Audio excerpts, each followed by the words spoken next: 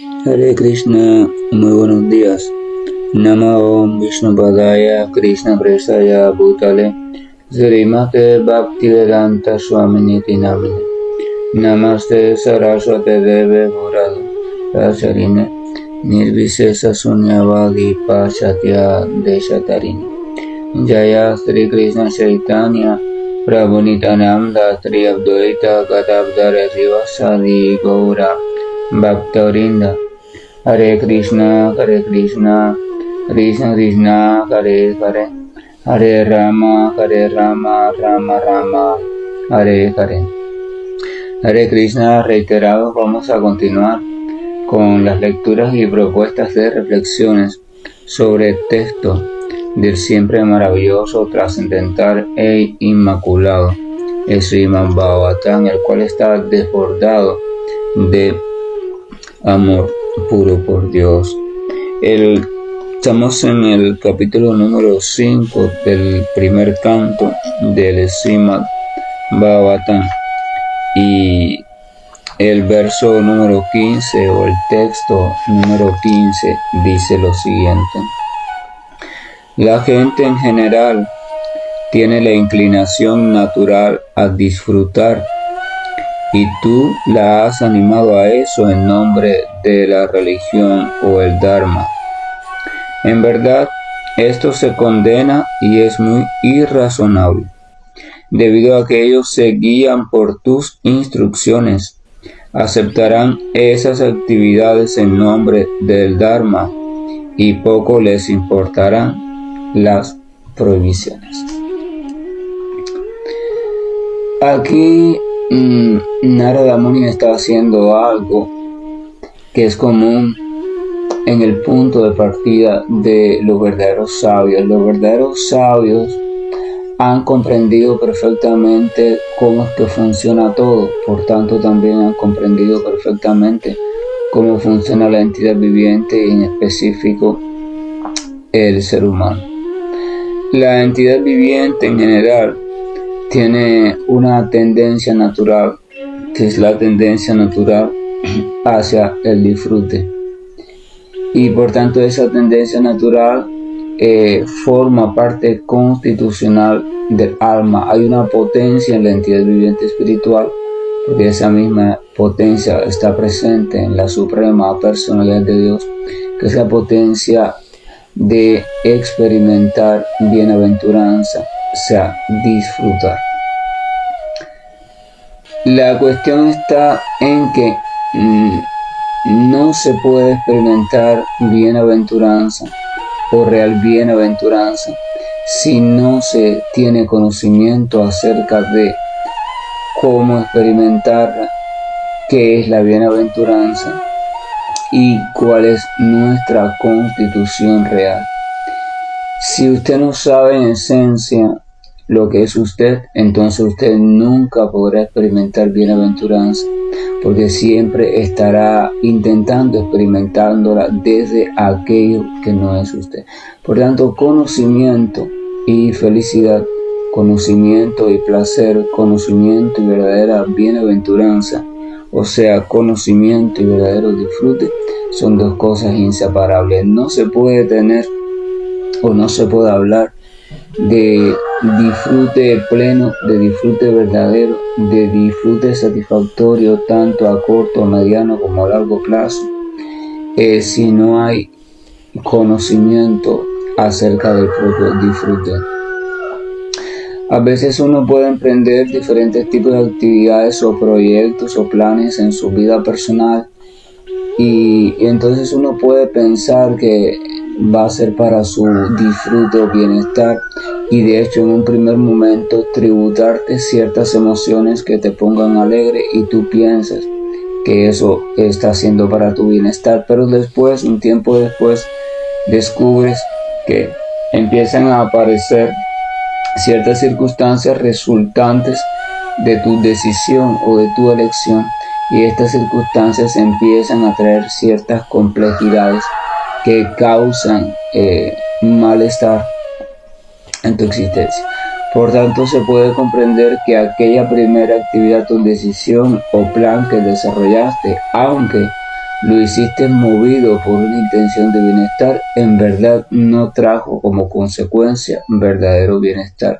El verdadero bienestar es estable. Por tanto, significa que tiene que ocurrir en un plano de conciencia estable y también en una criatura que esté completamente estable, incluyendo estable en el conocimiento. Por tanto, partiendo de ese punto de que la entidad viviente tiene la tendencia al disfrute, entonces Narada Muni le comenta a Vyasadeva lo siguiente: la gente en general tiene la inclinación natural a disfrutar y tú la has animado a eso en nombre del Dharma o también en nombre de la serie de principios religiosos. El Mahabharata, así como en las demás escrituras, pero específico el Mahabharata, que está al alcance de todos por su lenguaje tan común y por su serie de tramas muy semejantes a la vida cotidiana de la sociedad en general. En ese Mahabharata, los principios dármicos o la imagen de una vida dármica o de una vida organizada están mezclados con los conflictos o las tramas de todas las intrigas y las atracciones y los disfrutes de la vida cotidiana desde el punto de vista del plano de conciencia material. O sea, se pone a esos resultados o a ese disfrute como el premio o la meta alcanzable si usted comienza a transformar su forma de vida e empieza a incluir los principios dármicos. Ya de eso hemos hablado. Esto hace que las personas que por naturaleza tenemos la inclinación a una vida de disfrute, entonces nos fijemos más en el aspecto de disfrute que en el aspecto regulativo. No seguimos o no vamos a seguir el principio regulativo viéndolo desde el conocimiento, o sea, cómo este principio nos va transformando en bien y nos va preparando para un paso superior, evolutivo, sino que vamos a seguir el principio regulativo pensando en el resultado. Ya, esto se llama actividad fruitiva. O sea, yo voy a seguir este tipo de principio o actividad porque esto me va a garantizar tal tipo de disfrute. Entonces la persona se va a centrar realmente en el disfrute, aunque aparentemente esté llevando una vida muy dármica o una vida muy religiosa. Su mentalidad, su deseo, su pasión, su anhelo va a estar centrado en el fruto, ya sea que puede obtener a través de ella o que ya está obteniendo. Por ejemplo, la escritura dice que cuando usted da caridad o usted es caritativo, o sea, usted ofrece algo, da propina, usted hace regalos, usted ofrece algo a algún hambriento, las escrituras dicen que usted está acumulando cosas buenas para usted en el futuro. O sea, en el futuro usted es probable que reciba algún tipo de ayuda. Pero entonces, ¿qué hace la mayoría de las personas que conocen este detalle? Empiezan a hacer caridad, empiezan a dejar propina, pero no como agradecimiento, no como un método de crecimiento personal, no para ser mejores personas, sino pensando en que para que en el futuro ellos reciban cosas buenas, o sea, prosperidad y esas cosas. Entonces las personas en ese sentido en verdad no están practicando caridad desde el punto de vista puro de la palabra, o sea, no están siendo bondadosos, no están preocupados por los demás, no. Lo que están haciendo es asumiendo una apariencia de preocupación por el bienestar de los demás, pero pensando en un beneficio completamente propio. Entonces ahí vemos cómo el supuesto dharma o el supuesto comportamiento religioso está enmascarando a una personalidad completamente egoísta. Entonces allí no se puede hablar de verdadero crecimiento espiritual o de verdadera ¿cómo se explica? Comprensión sobre el asunto del conocimiento y la espiritualidad.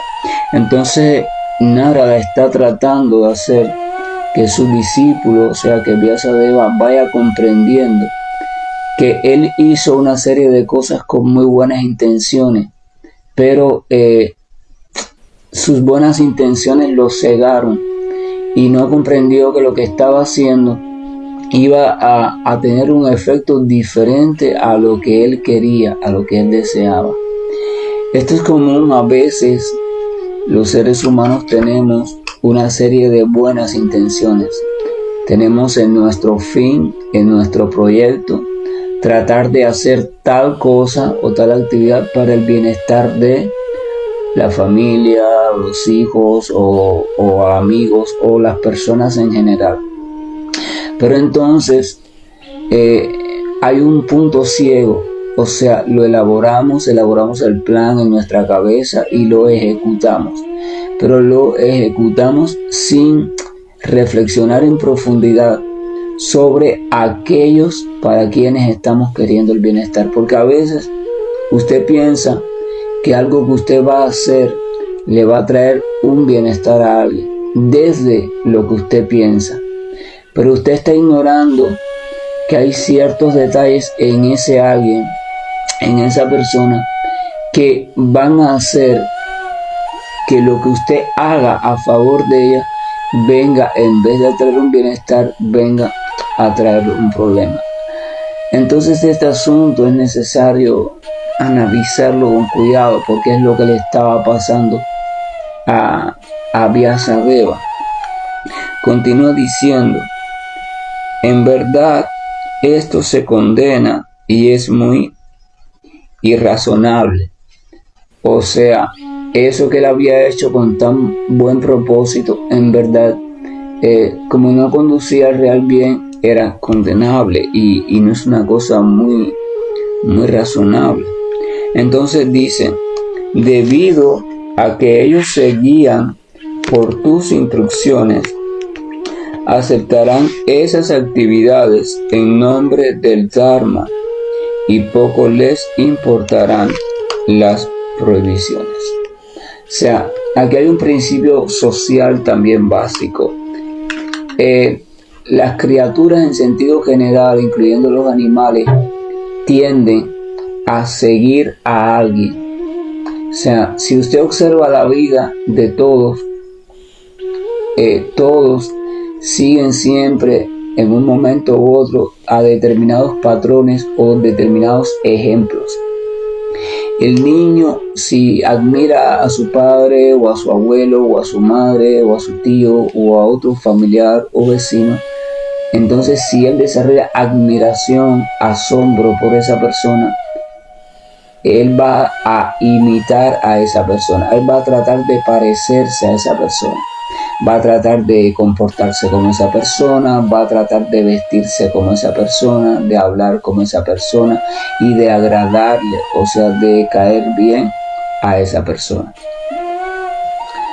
Y así pasa. Hay personas, por ejemplo, que sienten admiración por un líder, por un dirigente, por un líder religioso o por un líder del barrio o un líder de ciertas temáticas, y entonces empiezan, queriendo o no queriendo, esa admiración los lleva a tratar de ser como esa persona, o al menos tratar de contribuir a lo que esa persona está haciendo. Entonces Vyasadeva, indiscutiblemente en su época, era una personalidad muy respetable porque era un gran sabio, era un gran maestro espiritual y tenía una capacidad muy diferente a la capacidad de la población en general. Evidentemente no estamos hablando de cualquier entidad viviente, estamos hablando de un avatar, estamos hablando de una personalidad que había sido apoderada directamente por la suprema personalidad del Señor para cumplir determinada función o determinada tarea que era necesaria.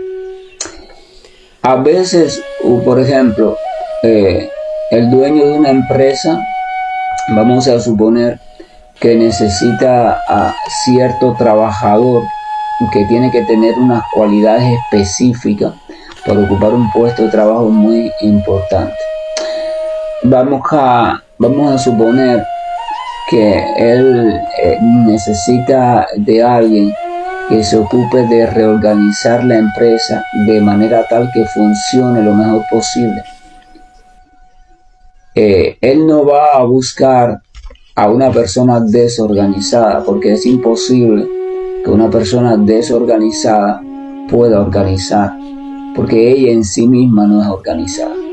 Entonces, lo que ese jefe de empresa va a hacer, por lógica, es buscar poco a poco, observar, ir conociendo diferentes posibles trabajadores hasta que se encuentre con uno que muestre tanto en su vida personal como en sus habilidades en el trabajo que tiene características o tiene una habilidad superior a los demás en el hecho de organizar las cosas de manera favorable, o sea, para que las cosas funcionen mejor. Evidentemente esa persona va a ser diferente al resto de las personas por esa habilidad. Entonces él la va a contratar para ese puesto. Lo mismo hace la Suprema Personalidad de Dios. Ella, Suprema Personalidad de Dios, entonces programa, diseña en el guión de la historia, encuentra a una criatura que tiene las condiciones específicas que él necesita para una actividad dada.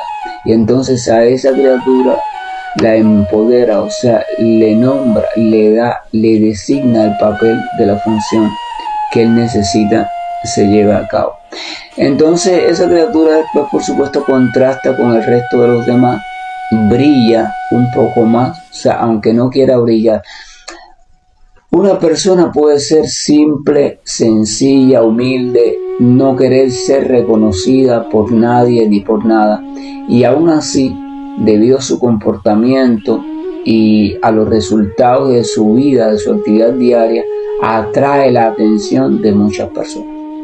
Fíjense, esa persona no quiere ser famosa, no quiere que nadie la conozca, pero sin embargo, como tiene una cualidad, tiene una habilidad diferente a los demás van a prestar atención. A veces vemos un niño o vemos un cantante y esta persona es muy simple y no quiere ser reconocida, pero a veces está entretenida en su casa y canta, pero canta también, su voz es tan bonita, tiene tanto ritmo que todo el que pasa por la calle dice, mira qué bien canta esa persona.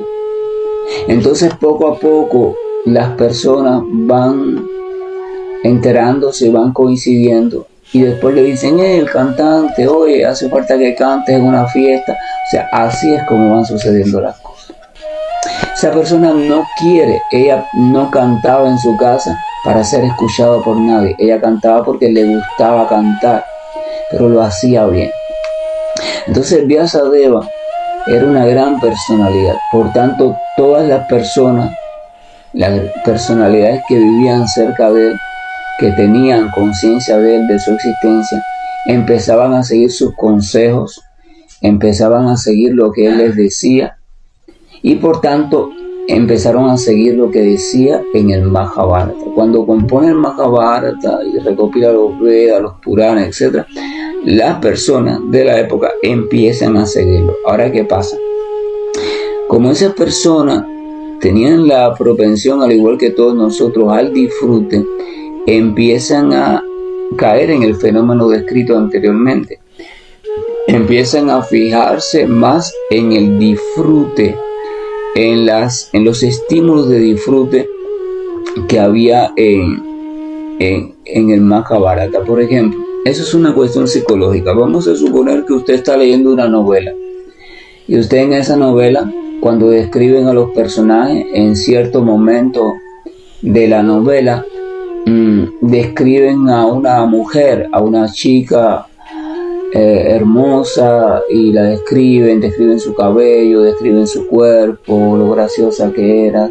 Entonces usted es un joven lector o un adulto ya, pero lector que en su mente tiene cierta tendencia a creciente, o sea, muy viva, al disfrute femenino.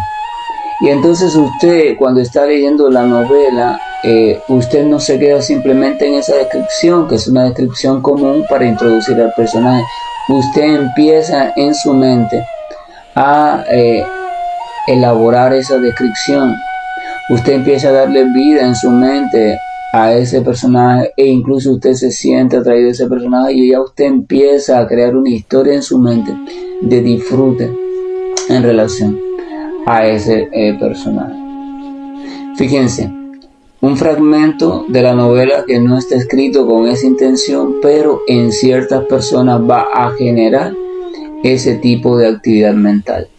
No es que el fragmento de la novela tenga en sí esa dirección, es que las cualidades o la forma o programación mental en la que está funcionando esa persona en específica va a hacer que ella tome ese estímulo y lo elabore de esa manera.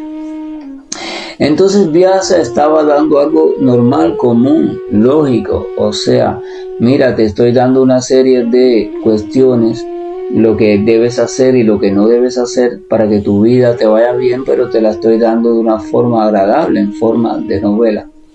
Pero el funcionamiento mental de la población en general, del ser humano en general, ¿qué hace? Tiene la tendencia a la parte del gozo y dejando de lado el deber. Si un niño nace y nosotros a ese niño, mientras va creciendo en sus primeros años, les dejamos hacer todo lo que ese niño quiera, el niño por lógica va a hacer aquellas cosas que le gusten. La comida que tenga un sabor rico es la que él va a preferir, la otra no la va a querer comer. Va a querer dormir cuando él quiera dormir, va a querer hacer lo que él quiera hacer. Cuando llegue la etapa de la escuela, si no tiene deseo, no va a ir a la escuela. O sea, porque nosotros estamos permitiendo, ¿verdad? Porque esa es su tendencia al disfrute. Pero él no va a tener la tendencia a por ejemplo, a ayudar, a contribuir en los deberes de la casa, a asumir responsabilidades que incluso a veces van a hacer en cosas que a él no le gustan. Por ejemplo, vamos a suponer que al niño le gusta dormir hasta las 9 de la mañana, hasta las 9. Va a ser muy difícil que él voluntariamente diga, yo mañana voy a levantarme a las 6 de la mañana porque voy a hacer una ayuda en lo que van a hacer en la casa. A mi mamá o a mi papá, ¿verdad? Yo voy a ayudar. Eso es muy difícil. ¿Por qué? Porque no es disfrutable. Porque no habla de disfrute, sino habla de un sacrificio. Entonces la entidad viviente, por naturaleza propia de este mundo, tiende a ir en contra del sacrificio. A ella no le gusta sacrificarse. A la mayoría de las personas no les gusta sacrificarse, y menos si no va a obtener ningún resultado de disfrute. Por eso es que a las personas normalmente no les gusta seguir fielmente los deberes que se les indiquen. Las personas rápidamente exigen sus derechos, pero seguir sus deberes, eso no les gusta. Entonces por eso es necesario, por ejemplo, en la educación del niño, que usted desde temprana edad le vaya dando deberes y le vaya exigiendo que se haga responsable de algunas cosas. Tiene que desarrollar responsabilidad. Entonces, en esa lectura del Majábharata, la población en sentido general, ¿qué hacía? Que es lo mismo que estamos haciendo todavía hoy en día. Fijarnos en aquello que nos gusta de la obra y aquello que implica regulación, restricción, sacrificio, dejarlo de lado. No, esa parte no me gusta, esa parte no le presto atención. Voy a prestar atención a la parte que me habla de disfrute, de vida próspera, de vida maravillosa. Eso es lo que normalmente la persona común le presta atención. Entonces tenemos que también revisar eso en nuestra existencia, porque no se puede llegar a una vida estable, no se puede llevar una vida equilibrada, no se puede llegar a una mente tranquila si uno no compensa ambas cosas. La tendencia del disfrute con también la comprensión de la importancia que hay en la autorregulación, en los deberes, en las responsabilidades, o sea, el equilibrio, en los sacrificios, el equilibrio. Si usted tiene la tendencia solo al disfrute y no la compensa también con la contraparte, o sea, ser responsable, tener deberes, etcétera, hacer cosas que sean sacrificio para usted aunque no le reporten ningún bien, se reportan el bien a otra actividad mayor o a otras personas que lo necesitan. Si usted no compensa eso y usted no logra equilibrar eso en su existencia, entonces usted nunca va a poder ser exitoso en la práctica del yoga o en la práctica de aquella ciencia que lo ayuda a restablecer su relación consciente con el Señor Supremo. Establecer este equilibrio es la única forma de trascender el condicionamiento material. Porque el condicionamiento material también significa que usted, por ejemplo, tiene la tendencia de hacer solamente lo que a usted le cae bien. O sea, eso significa que usted está esclavizado por el placer. Y usted huye de lo que le cae mal o de lo que no le gusta, aunque sea su responsabilidad. Usted está condicionado. Entonces, cuando usted logre hacer las dos cosas, tanto lo que le gusta hacer como lo que no le gusta hacer, si es que hay que hacerlo, cuando usted logra hacer las dos cosas con la misma disposición, con el mismo pensamiento de hacerlo bien, de obtener un resultado lo mejor posible, aunque la actividad no le guste, pero es lo que hay que hacer, bueno, es lo que hay que hacer. Entonces, si usted logra eso, la misma disposición para ambos tipos de actividades, usted en cierta medida se ha liberado del condicionamiento, porque ya tú no estás dependiendo de si te gusta o no te gusta. Tú has dado un paso superior. Ya no estás funcionando como un niño, ahora estás funcionando como una persona más estable, más coordinada y más dueña de sí misma. Entonces eso se llama autorregulación.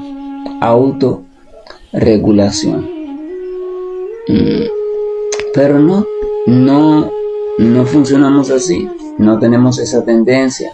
Por tanto, esa tendencia hay que irla creando en los demás, cuando somos responsables de ellos, y en nosotros mismos, ya si somos adultos, en nosotros mismos tenemos que trabajar sobre nosotros mismos. Es lo que Krishna llama Karma Yoga en el capítulo 3 y en el capítulo número 5 de Bhagavad Gita. Entonces, la cuestión es, el final del texto dice: debido a que ellos se guían por tus instrucciones, aceptarán esas actividades en nombre del Dharma o de la religión, y poco les importarán las prohibiciones. Narada está haciendo una predicción frente a Vyasa.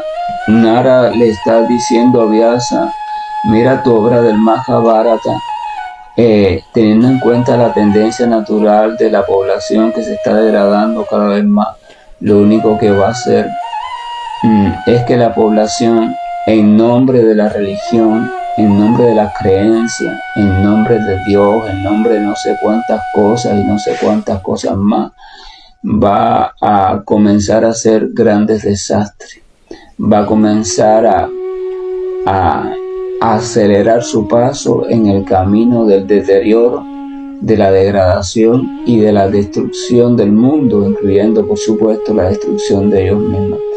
¿Por qué digo que Narada hace una predicción? No es que los sabios son adivinos, no es un misterio.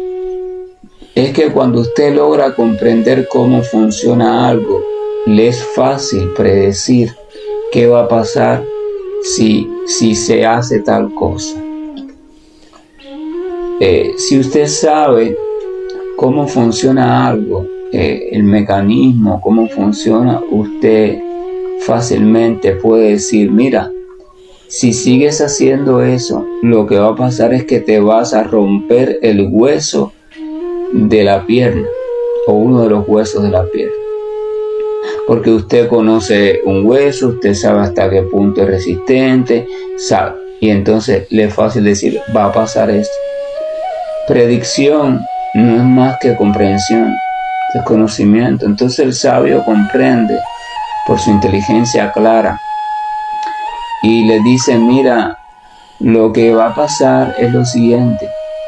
En el futuro, la mayoría de las personas que se van a decir o se van a nombrar a sí mismas como religiosas, la mayoría de las instituciones religiosas, la mayoría de los que hablen del Dharma, de los que supuestamente hablen de una vida correcta y adecuada, la mayoría de esa gente y lugares van a ser gentes y lugares farsantes e hipócritas, porque por fuera aparentemente van a mostrar una conducta o una imagen muy recta, muy religiosidad, de mucha rectitud, de mucha moral, de mucho esto, mucho aquello. Pero realmente, internamente, en su vida real, en su mente, lo que van a estar es pensando constantemente en cómo disfrutar ellos cada vez más. No importa lo que pase con los otros o con la humanidad o con el mundo o la naturaleza, sino cómo disfrutar ellos cada vez más y cómo hacerlo en nombre de esa supuesta cosa elevada, religión, mística, espiritualidad, altruismo, internacionalismo, humanitarismo, todas esas cosas. Y eso está pasando, y no solo está pasando, sino que lamentablemente va a pasar cada vez más y cada vez más y cada vez más, hasta que llegue un momento en que sea casi imposible encontrarse a una persona sincera. O sea, va a llegar un momento en que va a ser imposible que te encuentres con una persona que sea un religioso sincero, un espiritualista sincero, un ser humano sincero, porque se van a ser expertos en crear imágenes falsas y por dentro van a estar completamente deteriorados. Entonces esto es también un aviso personal. O sea, el aviso personal sería hasta qué punto realmente, cuando yo digo que estoy siguiendo un camino espiritual o un camino religioso o un camino de cualquier tipo, hasta qué punto realmente yo estoy siendo coherente, hasta qué punto realmente yo estoy aceptando al camino tal y como es, con sus regulaciones y con sus cosas, o hasta qué punto solamente estoy cogiendo lo que más me conviene del camino. Es una pregunta importante porque habla de hasta qué punto yo voy a poder avanzar o no voy a poder avanzar. Sin coherencia, sin sinceridad, sin transparencia. Por eso uno de los 4 pilares del Dharma es la veracidad y la limpieza. O sea, si uno no tiene veracidad, o sea, si uno no es coherente entre lo que lleva por dentro y cómo se comporta por fuera, y si uno no tiene limpieza tanto externa, si uno no lleva una vida organizada por fuera más o menos y por dentro también en su mente trata de ser lo más limpio posible, entonces no hay posibilidad de verdadero Dharma. Aunque uno aparentemente hable muy bonito o tenga no sé cuántas imágenes de religiosas, no sé cuánto, no, eso es por gusto, es escenografía, simple disfraz. Entonces todo vuelve al mismo punto, se trata de un trabajo interno y hay que revisar la coherencia y hay que revisar la sinceridad y hay que revisar la disposición, hasta qué punto yo estoy dispuesto de verdad a transformar todo lo que haya que transformar en mi estilo de vida externo e interno en función del supuesto logro de la meta suprema o de la supuesta plenitud de la entidad viviente. Eso es una pregunta importante para meditar. Que la gracia y el amor de nuestro Señor Supremo siempre dador de inteligencia para aquellos que realmente le quieren comprender y quieren transformar su vida de manera correcta y adecuada. Es el Señor Supremo que siempre acompaña a aquel que también de manera sincera se preocupa no solo por el disfrute, sino también por su aporte. Usted también tiene que preguntarse, es una pregunta importante en la vida para crecer como ser humano: ¿cuál es mi papel en esta vida? O sea, ¿en qué yo puedo ayudar? ¿En qué yo puedo aportar? ¿Cómo yo puedo poner mis cualidades, las que yo tenga, cómo las puedo poner en función también del bienestar general? ¿Cómo con esas cualidades yo puedo contribuir a que la vida de otros reciba un poco más de bienestar, un poco más de alegría, un poco más de luz? Es una pregunta importante. No solo cómo yo puedo disfrutar de las cualidades de otros o cómo yo puedo disfrutar de las cosas que hacen los otros, no, sino también lo otro, cómo yo puedo también hacer mi parte para alguien diferente a mí. Son preguntas importantes, significativas, preguntas de madurez. No es espiritualidad, pero son la base, son el acondicionamiento para la espiritualidad. Sin ese tipo de comprensión, sin ese tipo de comportamiento, sin ese tipo de existencia, es imposible hablar de espiritualidad y mucho menos comprenderla y mucho menos avanzar en ella. Y aquel que lo haga simplemente va a estar hablando de fantasía, de lo que leyó, de lo que se aprendió de memoria, pero no de lo que ha vivido por experiencia propia. Entonces lo que va a hacer es guiar de manera ciega, porque esa misma persona no sabe ni de lo que está hablando. Y entonces hasta aquí hay tantas cosas que reflexionar. Hare Krishna, un maravilloso domingo para todos y estoy finalizando la llamada.